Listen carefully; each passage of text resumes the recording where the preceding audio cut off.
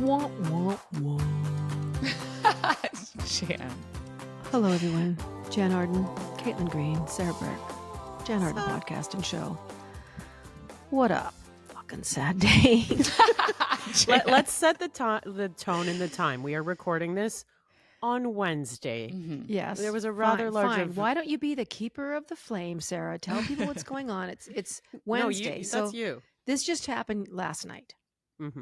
Mm-hmm. The U.S. election, of course, is what we're referencing. Trump defeats Harris, marking historic comeback, says the Wall Street Journal. Former Republican president is the first in over a century to reclaim the White House after losing it. So there has been one other president in the history of presidents that obviously served a term, lost the term, waited 4 years, and then served another term. It was over 120 years ago, too. Yeah. So it's pretty crazy.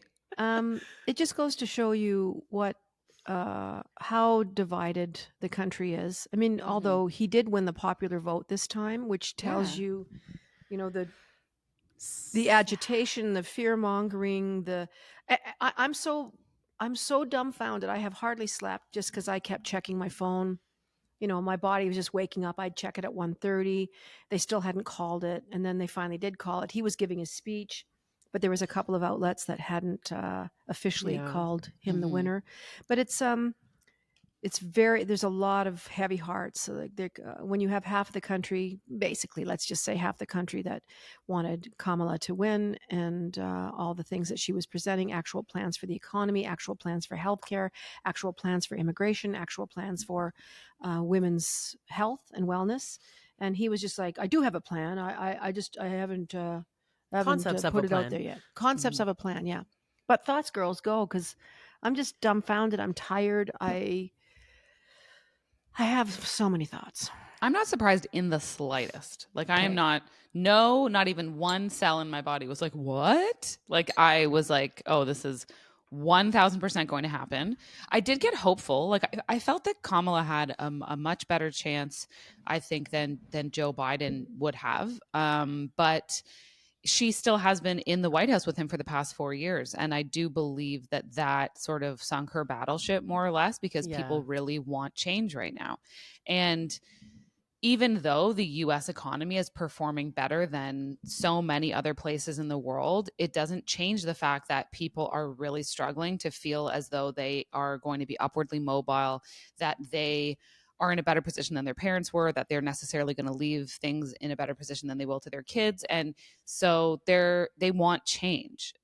Does that mean that they narrow their focus and dig into the issues and look at the platform that everyone's running on? No, but it just means that they're ready to have this disrupting moment.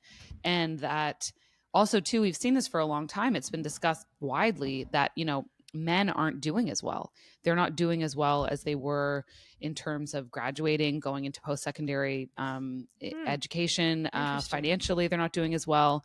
And there's lots of, nonpartisan reasons for this, and that people will discuss, but it is contributing, many believe, to sort of this disenfranchised male vote that came out in support of something different, something not what we're used to. So I think this is such a historic win. Like, I cannot overstate this enough, that this is the Republican Party now. He has MAGA and the MAGA politicians. They are the heart and soul of the new Republican Party. The older Republican Party is well out to pasture now, and it's a lot of his Republicans are now in and will be for some time. So this was a pretty resounding, I would say, as resounding as it can be, given that, like you pointed out, Jan, there's still a lot of people in the country who aren't fans. But he very clearly won. And it's not like people don't know what he's about. That's the other thing. Before, it was like, oh, we don't really know what he's about. What'll he do? What does he think? It's like, we've had a long time to get to know this guy. They elected what they knew. They very much so. Very much so. What does it take? What does a guy? He could have walked up to a woman on the street, shot her in the neck, and they still would have voted for him. They would have said he had a reason for shooting her, and she was bugging him. She did this, she did that. It's amazing what people overlooked. A convicted felon, a sexual assault guy, a sexual predator. He's been You know, he's got so many lawsuits pending. This all disappears now. I have the numbers right here. Do you want? Go. It's the front Have cover you of seen Vanity this? Fair. Yeah, the Yeah, Vanity the front Fair cover digital of cover. the digital cover of Vanity Fair. It says, and just like to piggyback on what you said about like this is the first time, right, that a president has come back after not getting in, you know, for his second term in a row. It's also the first time that a president who's a convicted felon has been, and a 2 times impeached president is back in office. Okay. 34 counts of felony, 1 conviction, 2 cases pending, 2 impeachments, 6 bankruptcies, and 4 more years. That's what this, if you go look on our YouTube, you'll see this. But if you search Vanity Fair, you'll see this going around socials. Well, you have to assume that a lot of people don't believe that those things are all valid. Like that's what I think is like fake news. Tell people enough times and they're going to believe you. That's all I think It's been repeating messaging. His like Truth Social thing, I bet you at the end of all this will be worth something like $5 billion. And what he does better than some is simplify a message, whether you like that message or not, like he does that. And he is sort of the master of one of the great global exports of the US, which is marketing, which is advertising, which is selling an idea and a feeling and sort of tapping into that and using it to your own benefit. And I think he's done that. How do you think they're going to feel when they realize he doesn't care? How do you think they're going to feel when they realize he's not going to do anything for anybody? When you look at his record, you know, when he was in office in 2016, he didn't do anything. He didn't ever get the wall built. He didn't really do, mind you, this is a very typical thing with any politician. Probably 90% of the things they promise don't come to fruition. Yes. He said that the day after he takes office, he's going to be doing a massive deportation of millions of illegal and legal immigrants. That's never going to happen because their economy will fall into the shitter. Everyone doing menial jobs, everyone doing the jobs that no white American wants to have, they are being done by the immigrant population or the Latino population. So that's going to go away. Also, the process of which you remove that many people from your country is very expensive. But that struck a note. This is about racism, bigotry, misogyny. This is about you know, being homophobic. There's so much fear wrapped up with these people. They're so afraid. I honestly have never, now seeing how much racism there is in the United States, I knew it was there, but it's very much so, like, for me, I'm like, it's here. We have a lot of it. We have a lot of it on the left and the right. Like, I hear a lot of things where I'm like, oh, you really think that and that's because of the states, Caitlin. That's because, but it's also just human nature. Like we weren't like that before. We were not like this before Trump. I don't know if my friends who are necessarily a minority would say that they agree with that statement. Like, I think that they would feel like racism predated Donald Trump, that he maybe channeled it. I'm not talking about that. I'm talking about the rhetoric of racism is predominantly there. And yes, we've been kidding ourselves in Canada if we think that it's a non-existent thing. Absolutely there. The Indigenous people can tell you that. That's been going on for, you know, since the beginning of time. But what his language, the lying, the tone that he sets, like when you get up and you just tell somebody that something is red when it's yellow and people just believe you, it's a really scary thing. And here's another statistic that's very disconcerting. They did a huge study, like in the last 40 months, 54% of the American population is illiterate. And by that, I mean, they cannot understand complex words. They can't spell. They can't, assimilate certain things. That is the actual facts, that people can't spell words like psychology, flammable. They have trouble. I'm just giving you examples of what this study presented to them. Here, spell this, 54%. And then further to that, there's like 26% that are completely illiterate. Like they don't have reading and writing skills. That is a huge part of this puzzle. When you have a population that is not educated, that are not critical thinkers, you can plug in any ideas that you want. And if you tell them this is what's going to happen, I'm for you. And he has said in a room being recorded that he does not care about these people. The people that he plays to, his base, he could give 2 shits about. He just wants to get into office. Period. Yeah, I think that he is obviously very much out for himself, but I do think that it's sort of like it works both ways, where it's like a we're for us sort of thing, and so it works for him, and it works for pitting groups against each other. But what I at least feel like I've seen with my friends who live in the US and who maybe weren't supporters of his but came around to some of his ideas, or at least started becoming afraid of things that he said he didn't like as well. What I do feel like ends up happening is like people do historically vote on the economy. And so people are voting on the economy, even though the economy actually in the US is performing fairly well. Overall, people have less money and the cost of goods has skyrocketed. And you also have, to your point about education, a situation in the US where you have crippling post secondary education related debt.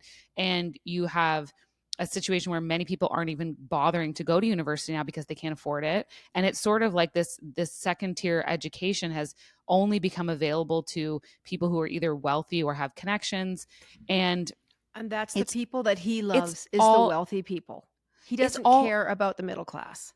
Well, yeah, because he's not like he's going to create tax cuts for the wealthy because they're the ones who hold the power and they're the ones who are sort of in charge of the economy, and that's really what he cares about. I mean, I bet you if people look at their portfolios today, the stock market's like woohoo, like, and that's the thing. That's like the driving force in the U.S., right? It's an incredibly capitalistic, dog eat dog society by its very nature, and you can have so many periods in its history where you have like the New Deal that came out, but that era brought a lot of progress, but also a lot of problems.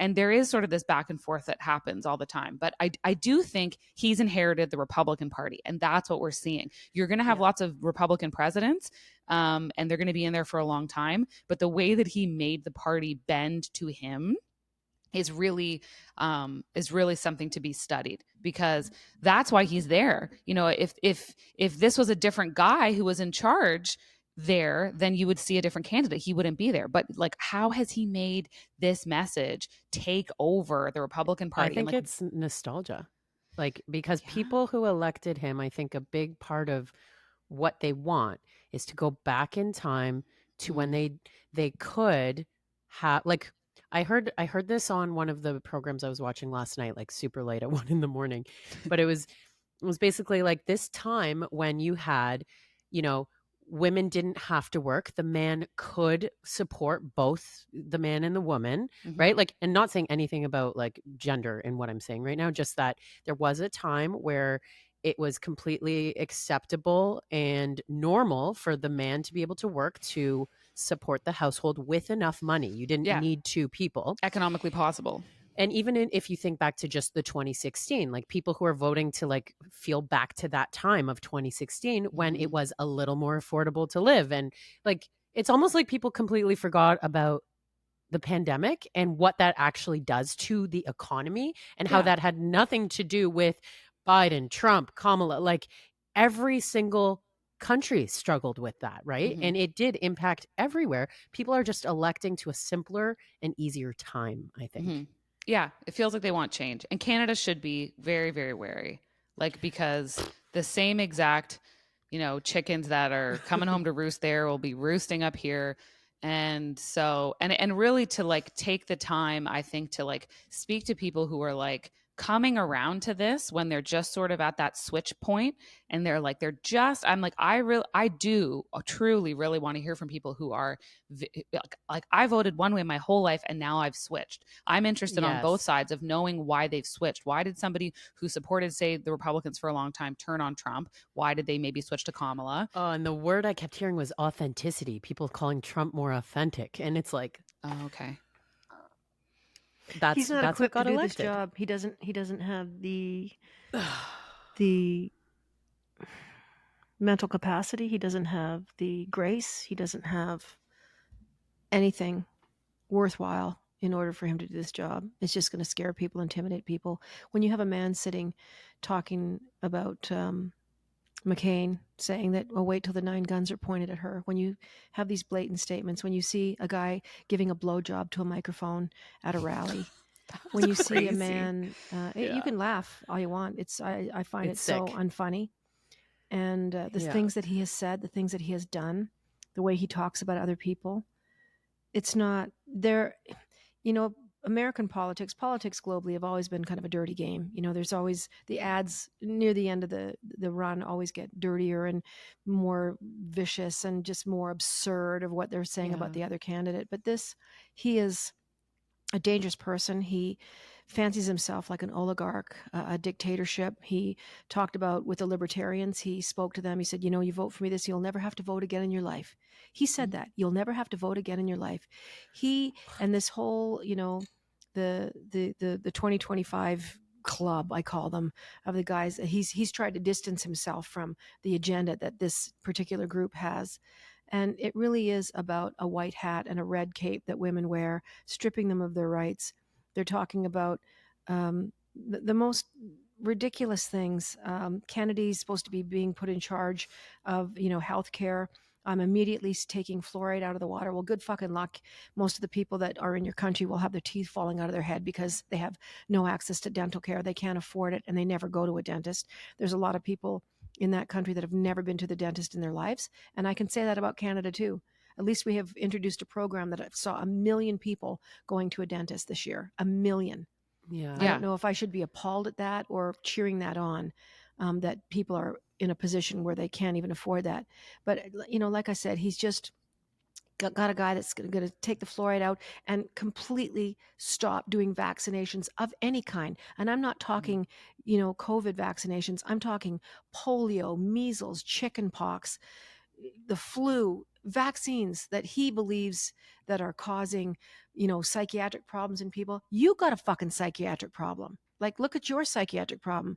Like, all these things, you can say all you want about, people switching their votes. I mean, it sounds all really great and very, political, and they're doing the right thing for the economy. When you look at a person's character, I think it's disgusting that anyone has voted for him. And the motivation is about getting rid of immigrants, having cheap gasoline, getting what they want, flipping their finger to the other side of the fence. Because like you said, Caitlin, us and them. And it's just that I feel like we're just headed to such a terrible time in human history. And I'll tell you this much, things never end well for guys like him. Whether you're looking at, the 40s when you had Hitler, Mussolini, Stalin, earlier than that, all these guys that fancied themselves these wonderful leaders, and he fancies himself. He loves these guys. He runs around quoting Hitler on a regular basis. What the fuck? I wouldn't care if the guy was going to say, Jan, you never have to pay taxes again in your life. Vote for me. I'd rather fucking cut my legs off. So that's what I mean. But like, you're not everybody. You're really not. Like, and that's the part that's like I get it. I get why people are like outraged. And what I don't see happening from the left very often is a lot of organization. It's a lot of like our left. It was poorly run campaign.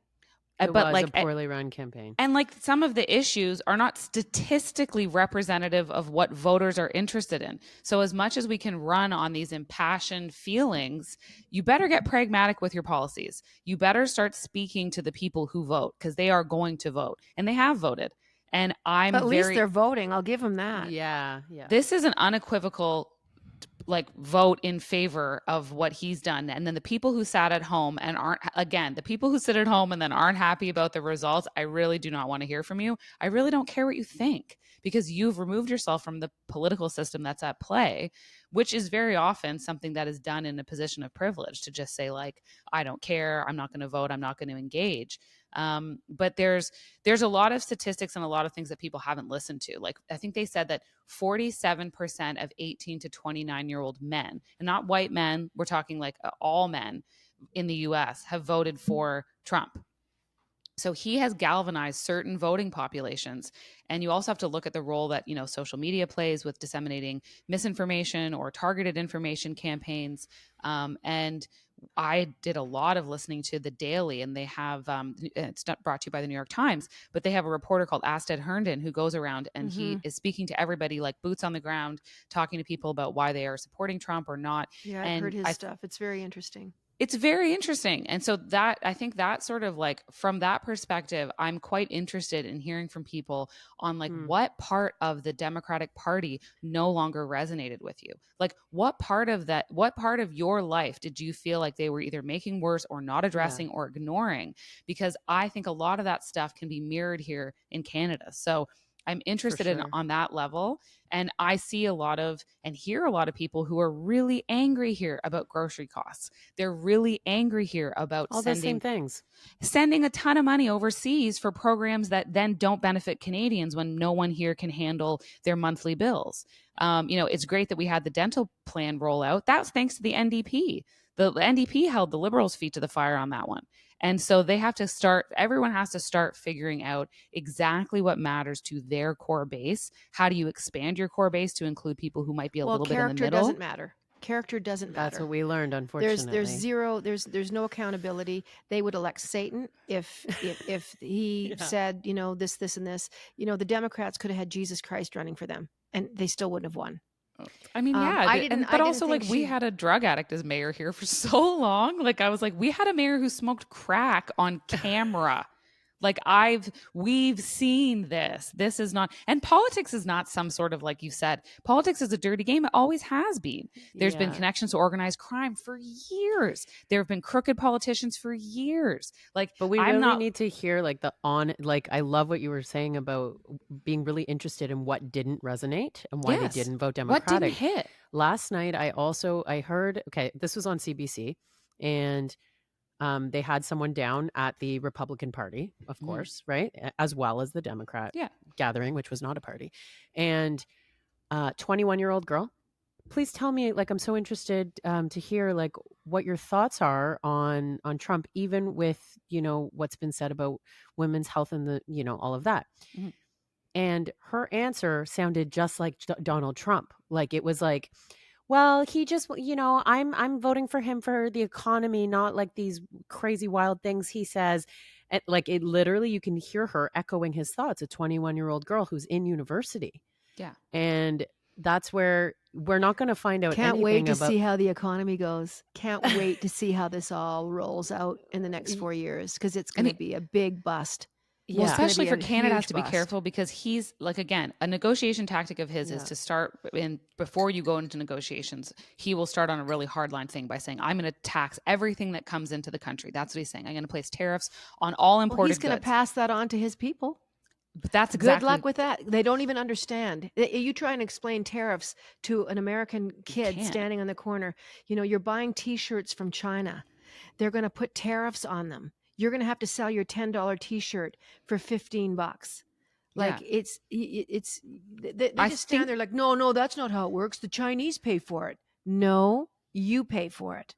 Yeah, and I think the average cost that they estimate, if he did enact difficult tariff policies for other countries, I think that the average cost of goods increasing annually for an American would be $3,800, something to that effect. That's a lot of money for people. It's a lot of money. And that's not that's just talking about the increase of price of goods, right? During that time. We're not talking about anything else. Whether it's tires or fucking rubber gloves or paper towels, whatever that is. But it's expensive for Canadians, right? Because they're our primary trading partner. So we're then going to give them goods at an increased cost, which will negatively impact Canadian manufacturers. So what ends up happening is you kind of end up shoring up this feeling everywhere around the world of protectionism. And that starts to sell, where it's like the Make America Great Again message, because then it starts to negatively impact all of your partners, and everyone else then comes home to roost here, because we're like, well, we have to start protecting ourselves, which isn't in essence wrong. But then you get candidates that lead with that, and it's tricky. So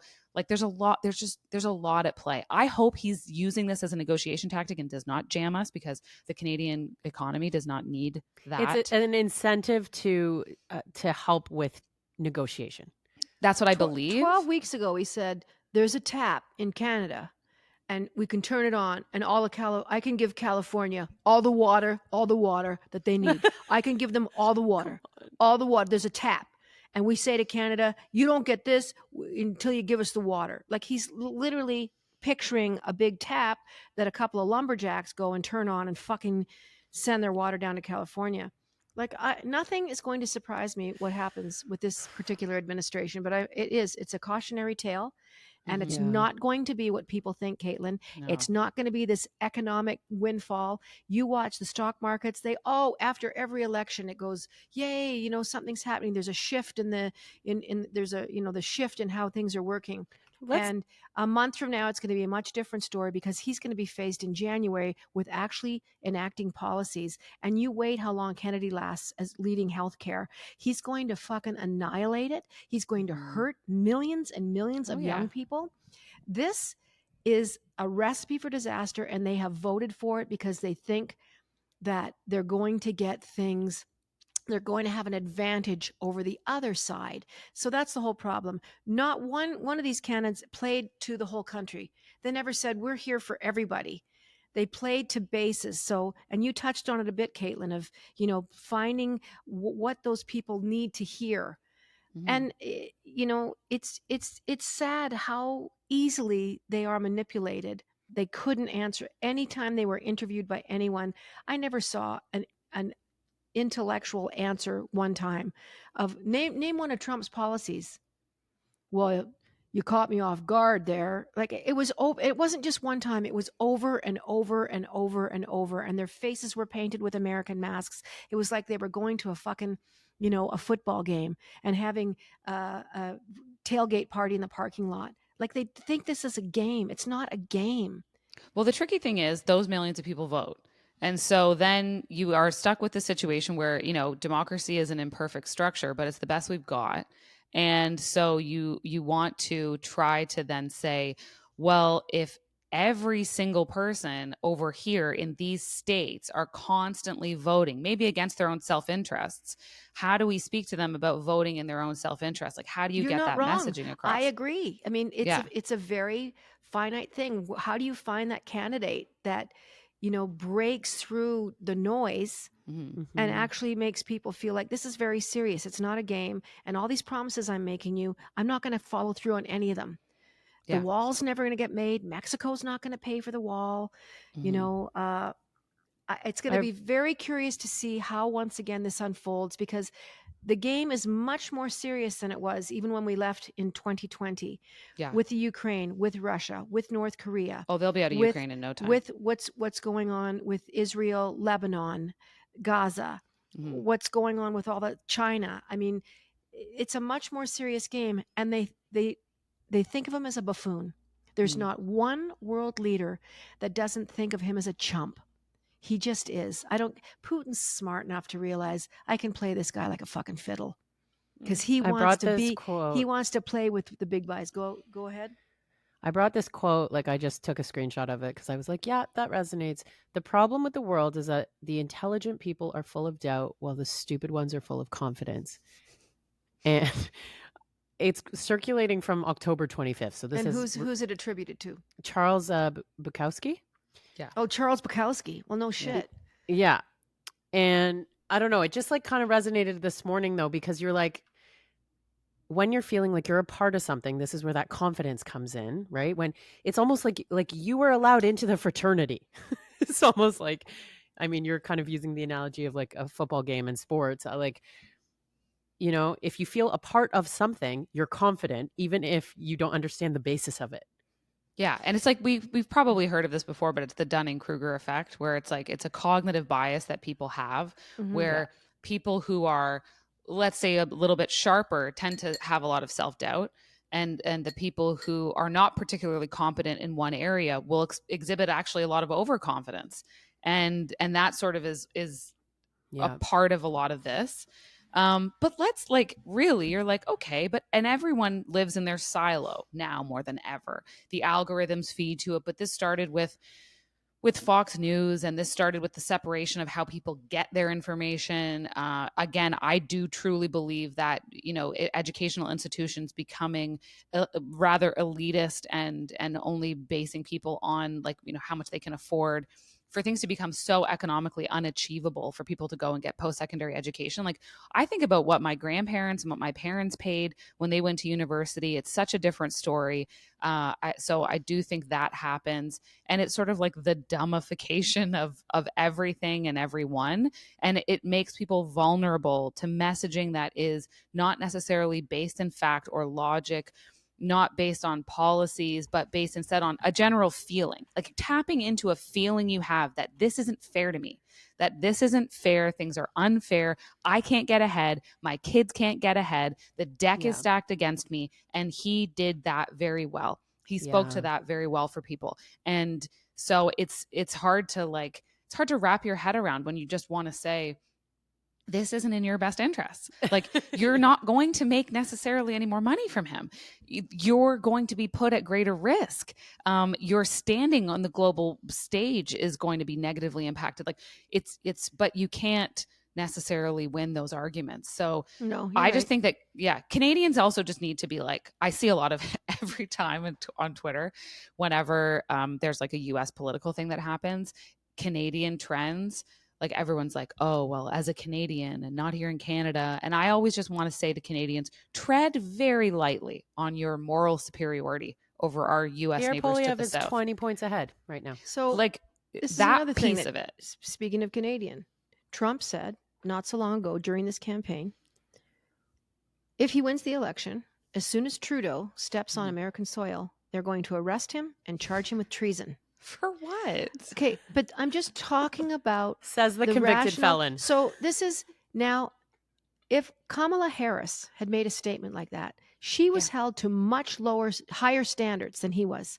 Of course Everyone wanted to hear her policies, exactly the finite thing on Israel and Gaza and the Palestinians. They wanted these finite answers, and Trump was not held to that same accountability. It was a completely different ballgame. Trump's the grade with which Republican supporters grade Trump is very different than how Democratic supporters graded Joe Biden. The speed with which the way they expedited throwing him to the curb, considering how well many of his policies actually performed during a massive global economic downturn. Yep. Is really also something to take note of. It is a long held belief that the left eats their own by the right. Like, they always say that, and they are not necessarily wrong. And so I do think that tends to happen. Like, I remember her the Palestinian protesters who were very vocal during some of her speeches, the way she was criticized for shutting that down. They weren't with him. They weren't with him. Because but they're not. No, they would have been hauled off. They would have been shut down. But they didn't do it to him. But they're not even there. That's my point. Is like, they're not even at his things because his things are. So explain that to me. But like, those people aren't there for his campaigns. They go to hers because they identify as Democratic left-leaning voters. And a Democratic left-leaning voter is going to be sooner to yell at their politician about not being far enough left. My point is that even the media held her to a much higher standard than they did him. Oh, yeah. And, there's the female part of it, the gender part of it. But then there's just the part where reporters are almost frightened to ask him questions because he would just bully them into submission. Like, he would just shut them down. He does Did have either this. of you watch him on Joe Rogan or listen to a bit of it? Yep. I listened to half of it and I couldn't listen to it anymore. Yeah. And Joe Rogan, by the way, has said that he is not a Trump supporter, which was very interesting. He endorsed him. Well, the thing he said, he has in many interviews, he has said, I'm not a Trump guy. I'm not a Trump guy. So here's another one that switched mid game. I can see Caitlin's looking that up right now. I was just going to say, like, it might be an older clip, but he was talking to someone saying, I'm not a Trump guy. I'm not, everyone thinks that I am, but I'm not. Yeah, I was surprised that he had endorsed him because he did it very late in the election. But my belief was that he had endorsed Trump based more on Elon Musk than he did on Trump. Like, he likes Elon. Worried. They're all worried about what's going to happen to them and their money and things like that. I can't stress this enough, is watching how this all unfolds and the things that are not going to happen that he said he was going to happen. They are going to double down on women's health.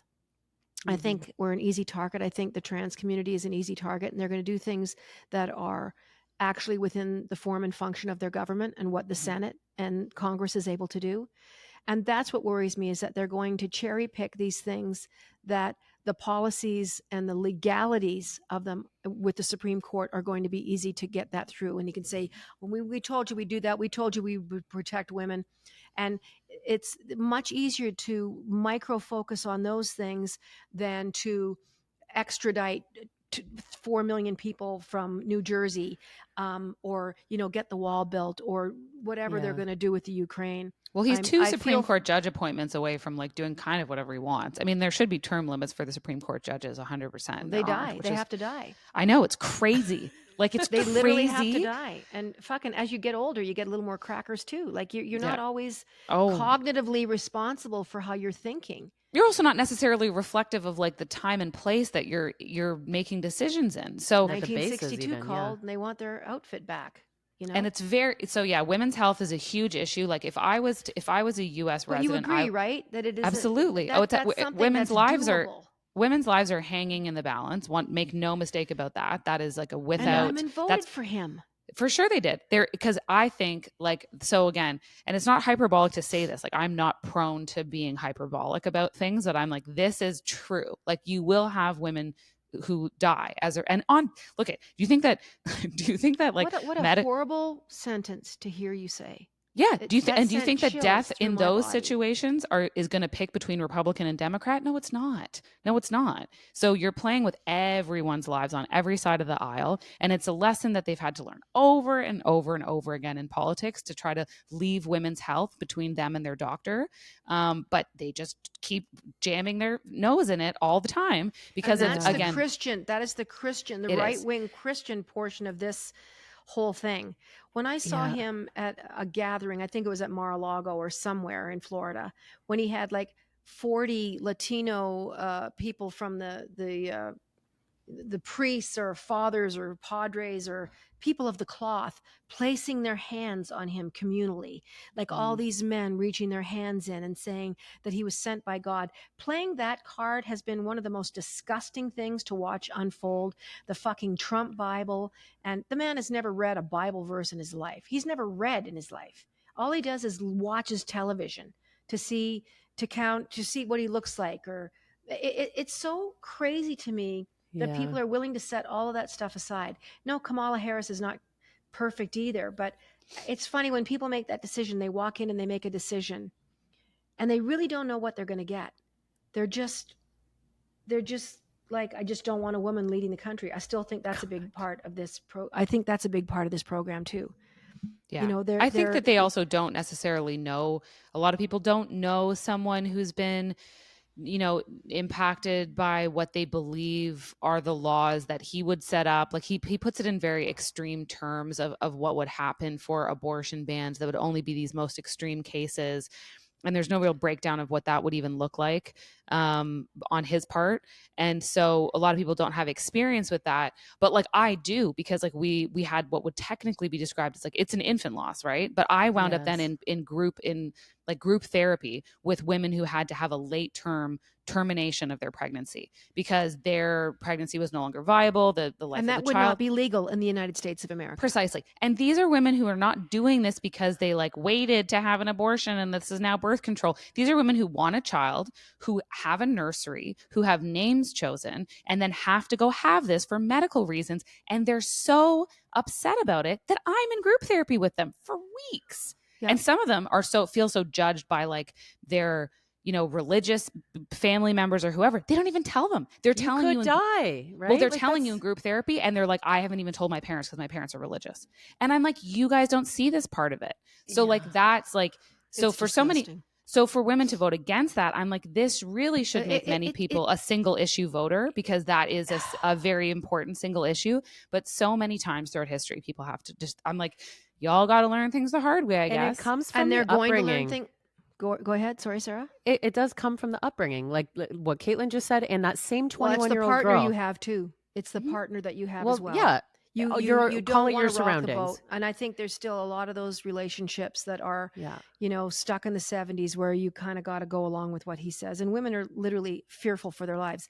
Trump said on more than one occasion, he had credible journalists sitting 5 feet across from him saying, do you think women should be punished for having an abortion? He said, yes. Yeah. What is that punishment? He was asked. Well, that's yet to be established or whatever. I'm paraphrasing here. Concepts of a plan. Same. It's Yeah. just, but what about the man that stuck his dink in there and had a night of whatever? What about that? I will never understand the responsibility of the Of it being on the 16-year-old woman. kid or the fucking shitty uncle or the guy that raped or, whatever. Well, how many pregnancies can a woman have in 1 year? One? How many pregnancies can a man create in 1 year? What, 2,700? 400? Something to that effect? Like, to my point, it's like, this should not be a gendered issue. But they're not given, they're not told to do anything with their bodies. And ask them anytime, if they're like, well, you can't, it's my body, my choice. Like when you were talking about COVID shot. No, but yet you're saying to a woman that it's not her choice. If she doesn't, want to do something, you can't make her do it. Yeah. And I was just going to say that same exact 21-year-old on at the Republican Party on CBC last night was asked specifically, how can you vote for Trump knowing this is how he feels about abortion and women's health? And her answer was, I've been pro this my entire life. My family has been. She literally started talking about her father in the interview. And that's where, I think, again, whatever family establishment and those family beliefs that you have come from, I think what the world needs, not just the US, but everywhere moving forward, is like the actual generation voting to ask themselves, what do we care about? Not our parents, not our people before. Like it's what impacts you. Oh, hi, Poppy.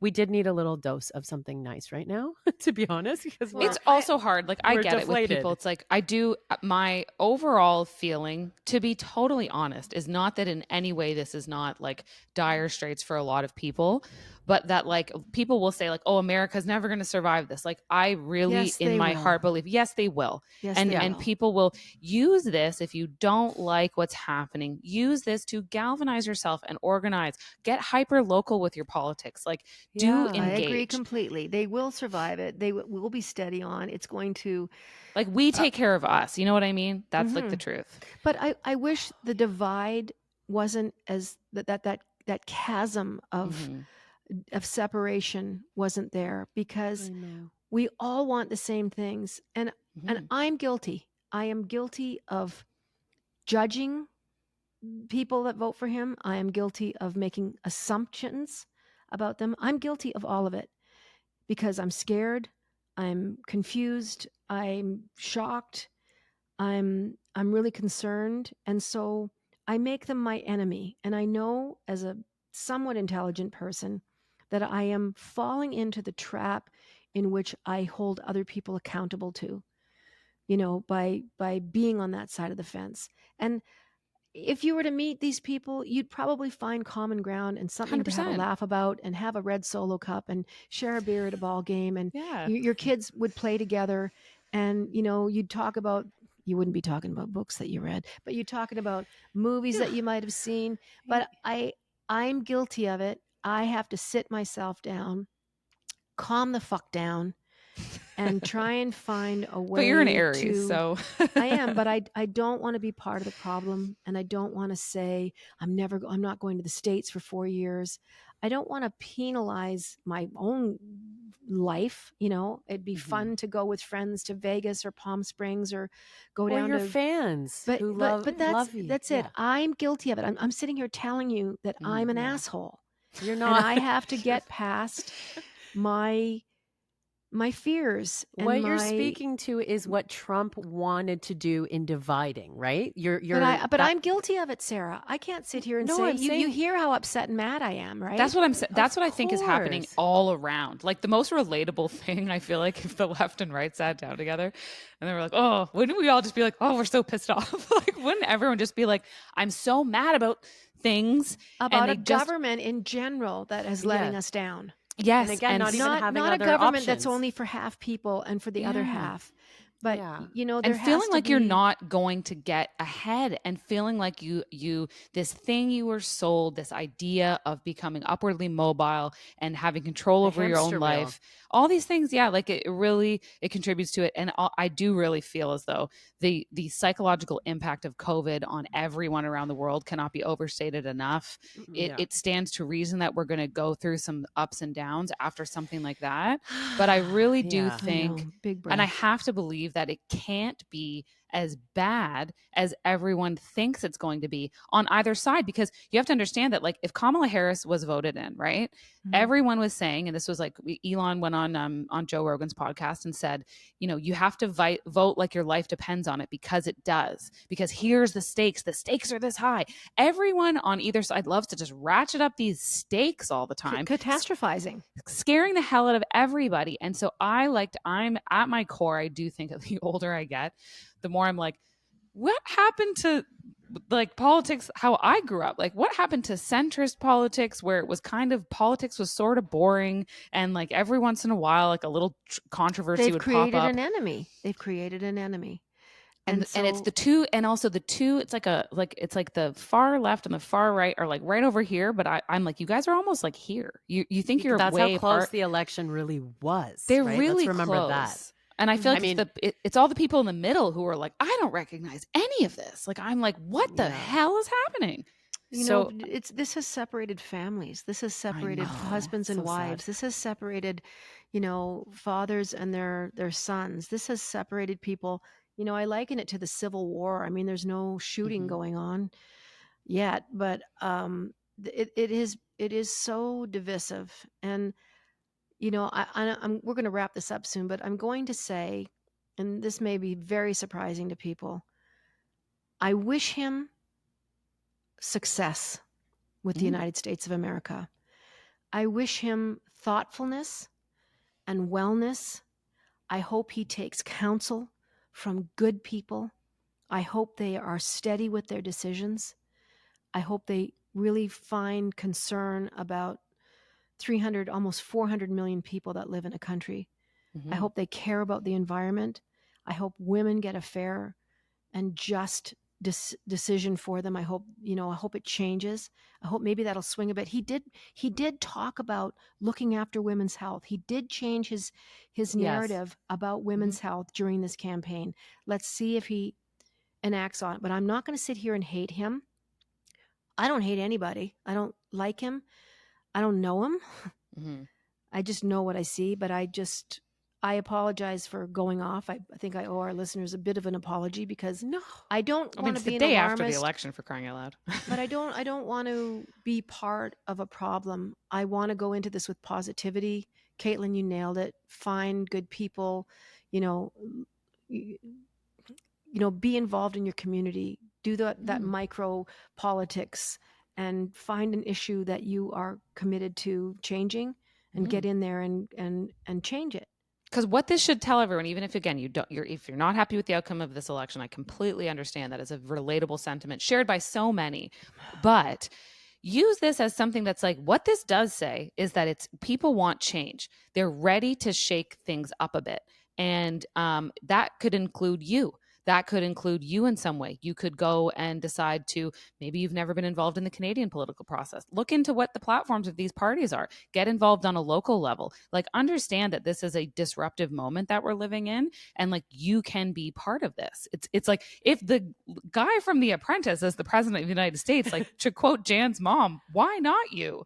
Like, why couldn't this be you? How did we just bring that around? Like, so you know what I mean? Don't second guess yourself. I'm like, oh, I could never. I'm like, if you care, and if something bugs you, if you're like, there should be a stoplight here, the hell is happening?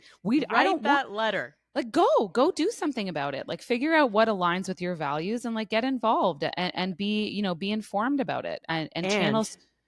And there's a hope. There's a hope here. Well, yeah, and most of people's stupid, vitriolic comments stems from fear. It stems from being forgotten. It stems from themselves feeling marginalized, and they just feel like no one hears them or sees them. And a lot of this stuff stems from that. So I'm going to do less yelling, and I do vow over this, we're not going to be talking about Trump going forward. We're just not. This is unless there's something to congratulate him on, that he brought something in that was good. Well, Sarah, you'll have to talk to your boss about that. Right now, we are not talking about anybody in politics. Can I leave you with a positive? Please do. If you have to fucking be positive, fucking do it. Just get it over with. This is from your girl, Melissa Gilbert, who posted this morning. I will say this: when the dust settles, we are going to see, hear, and read some extraordinary art. There you go. Yeah. Okay, That's well, what let's I leave look it forward there. to. Thank you, Melissa Gilbert. 50 years of Little House on the Prairie. Can't be wrong. That's true. If you were wondering who Melissa Gilbert was. Yeah. Anyway, once again, thank you to our listeners. This was kind of a heavy day, and I know everyone's feeling really sensitive. I mean, it's Friday, and it's already like 4 days old, and maybe the dust has already settled a little bit from when we've recorded this. And I'll remind our listeners that we were recording this the morning after. I haven't slept very much, and I really was worried. And somebody had to win, right? But what a nail biter! Like, what a game. Yeah. And democracy, you said it, Caitlin. What a great system. It's the only way to go. The people have spoken. They have spoken in a fair and organized and legal and really beautiful system called democracy. And whatever the outcome is, people had a say. They had a stake. They had a dog in the hunt. And that's so important. The fact that we live in countries, Canada and the United States, that we get a chance to vote for what we want. And yeah, it's always hard to pick a candidate. Sometimes they give you two knuckleheads. Yeah. And, and it happens time and time again. You're trying to vote for the lesser of two evils. And I mean that with love in my heart. Anyone that goes into political life is nuts as far as I'm concerned. It's a hard game, but let's wish our neighbors to the south well. When they win and when they do well, we do well and we win too. So I don't want this to end badly. A lot of people are saying, I hope he fucking this and that. And I know I have said some foreboding things, but I hope he comes through on good things. And any final thoughts, girls, before I say what do you want to talk about on Patreon, which is where we're going to direct people for a lighter conversation? We're going to talk about your ADHD drugs. And we're going to talk about Caitlin's first Halloween with her 2-year-old son. So we're going to lighten things up. Can we really? We will be talking about what I wrote a note in my phone. Just said the miracle of Halloween. Okay. So that's what we're going to talk about because I was emotional at how Halloween. All right. Well, then let's leave it. Come and join us on the other side of this. You've been listening to the Jann Arden podcast and show. Patreon listeners, come and see us for something positive today. Tell your friends. We appreciate Patreon so much. It helps us make this podcast week after week. Leave us a review. Give us 5 stars. It helps people find the podcast. You, as always, can listen to us on all your favorite streaming platforms. And we sure appreciate you. Dan Riskin, we just want to let you know how far-reaching our little show is. He was, we spoke to him. He's going to be on next week, and he said, "Oh, somebody came up to me at an event I did, and they just said how much they love the Jann Arden show and listening to our show." So that's pretty cool. He said he was very chuffed about that. You don't want to miss that show next week too. It's very interesting. So anyway, thank you so much. We'll see you on Patreon. Thanks for your support. Be good to yourselves. Forgive me for ranting and raving. I think Caitlin and Sarah were the voices of reason today. I was just a mad old bird. Everyone's allowed to have their feelings about this and work through them at their own. I feel better. Good. See, there you go. You guys have talked me down. I feel better. You probably represent a massive percentage of people who listen who were like, "Yeah, damn right, Jan." Yeah, and leave us a voice note with how you're feeling. We're here for you. Yeah, leave us a voice. Please do leave us a voice note. We have no voice notes to play for you this week. Sorry. And they wouldn't fit in with this little show right now. No. We wouldn't want your voice note to be wasted next week. Yes. Okay, guys. See you next time. Toodly-doo.